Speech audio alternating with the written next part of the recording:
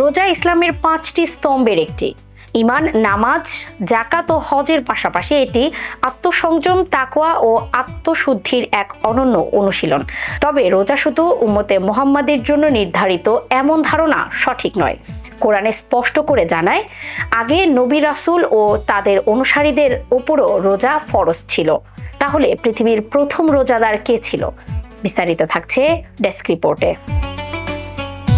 আল্লাহ তাআলা সূরা আল বাকারা আয়াত 183 বলেন, হে ঈমানদারগণ, তোমাদের ওপর রোজা ফরজ করা হয়েছে, যেমন ফরজ করা হয়েছিল তোমাদের পূর্ববর্তীদের ওপর, যাতে তোমরা তাকওয়া অর্জন করতে পারো।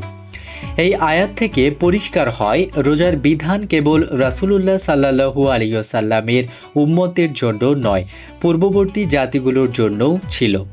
তাহলে প্রথম রোজাদার কে?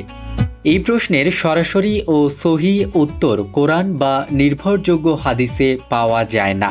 যেহেতু আদম আলাইহিসসালাম প্রথম মানুষ ও প্রথম নবী, তাই অনেক আলেম মনে করেন তিনিই সম্ভবত পৃথিবীর প্রথম রোজাদার। কিন্তু এ বিষয়ে স্পষ্ট সহিহ দলিল নেই, তাই এটিকে নিশ্চিত তথ্য হিসেবে বলা যায় না, বরং অনুমান হিসেবেই ধরা হয়। কিছু সুফি গ্রন্থে বর্ণিত আছে, বিশেষ করে আব্দুল কাদের জিলানী রহমতুল্লাহ আলাই এর রচনায় উল্লেখ পাওয়া যায়, নিষিদ্ধ ফল ভক্ষণ করার পর আদম আলাইহিসসালাম দীর্ঘ সময় তওবা করেন। একটি বর্ণনায় বলা হয়, তার তওবা কবুল হতে সময় লেগেছিল এবং পরে তার সন্তানদের ওপর 30টি রোজা ফরজ করা হয়।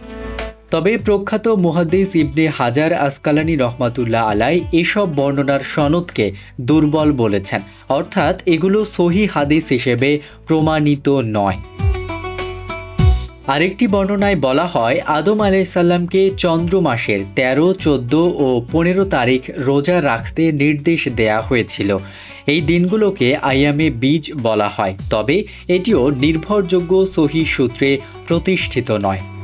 অন্যদিকে সহিহ হাদিসে পাওয়া যায়, মুহাম্মদ সাল্লাল্লাহু আলাইহি ওয়াসাল্লাম নিয়মিত আইয়ামে বীজের রোজা রাখতেন। সুনানে নাসাই সহ বিভিন্ন হাদিস গ্রন্থে এ বিষয়ে বর্ণনা রয়েছে। এতে আইয়ামে বীজের ফজিলত প্রমাণিত হয়, কিন্তু এটি পৃথিবীর প্রথম রোজা ছিল এমন কোনো স্পষ্ট দলিল নেই। রোজা একটি প্রাচীন ইবাদত। কোরআনের ঘোষণায় নিশ্চিতভাবে জানা যায় এটি আগের নবী রাসূলদের শরীয়তেও ছিল। তবে পৃথিবীতে সর্বপ্রথম কে রোজা রেখেছিলেন এবং কতটি রোজা পালন করেছিলেন সে বিষয়ে সহিহ ও চূড়ান্ত প্রমাণ নেই। তাই এ বিষয়ে নিশ্চিত বক্তব্য দেওয়ার বদলে সতর্ক ও সংযত থাকাই উত্তম।